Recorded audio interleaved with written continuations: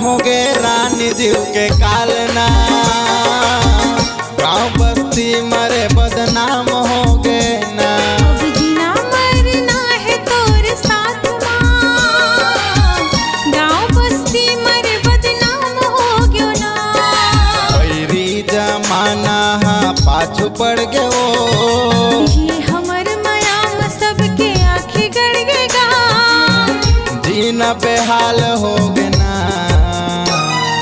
गले खोर बस्ती माँ बदनाम हो गयो ना।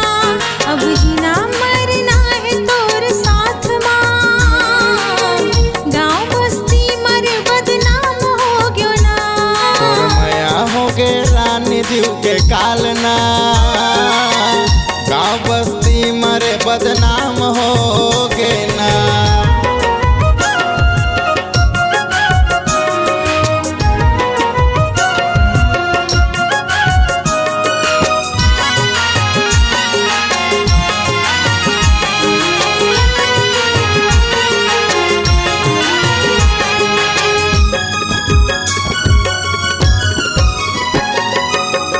दिन भर माते रही थो तोर माया के बगिया माँ, मन हमो आगे जो ही मोहनी तोर सूरतिया माँ। जिनके पिता राजा तोर माया के खुरिया माँ, ले जा भगा के संग माँ बोलाते उड़हरियाना।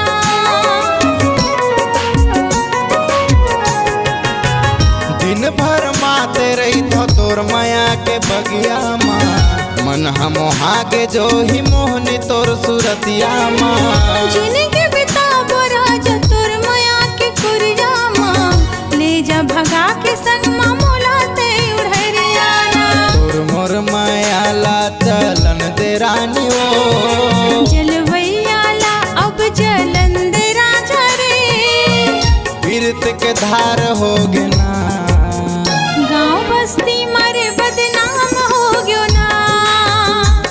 अब जीना मरना है तोर साथ माँ, गाँव बस्ती मरे बदनाम हो गयो ना।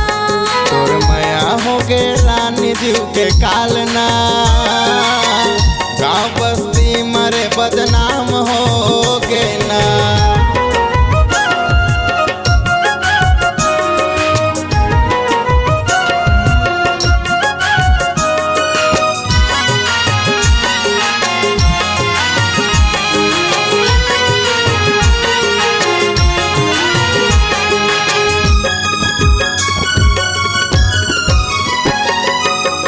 तन मन सौंपे हवा तोर मायाला पाकेगा, झंझुरी हाबे मुरली सपना ते दिखा केगा। लड़ जाऊं जगले फिर छोड़ो नहीं तो लाओ, अपन बनाहूँ रानी वादा हवे मोलाओ।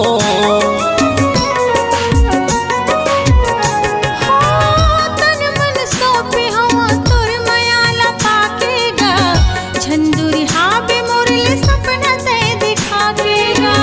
लड़ जाऊं जगले फिर छोड़ो नहीं तो लाओ, अपन बनाहूँ रानी वादा हवे मोलाओ। तोर संग महाराजा दुनिया बसा होगा, बन पे मोर सुवारी तोर मांग सजाऊं वो, सपना साकार होगे ना। गाँव बस्ती मरे बदनाम होगे ना। अब जीना मरना है तोर साथ माँ, गाँव बस्ती मरे बदनाम हो गयो ना।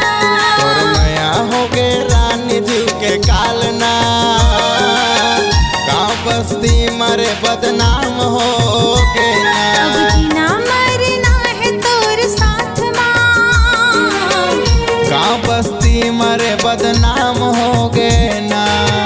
गाँव बस्ती मरे बदनाम हो गयो ना। गाँव बस्ती मरे बदनाम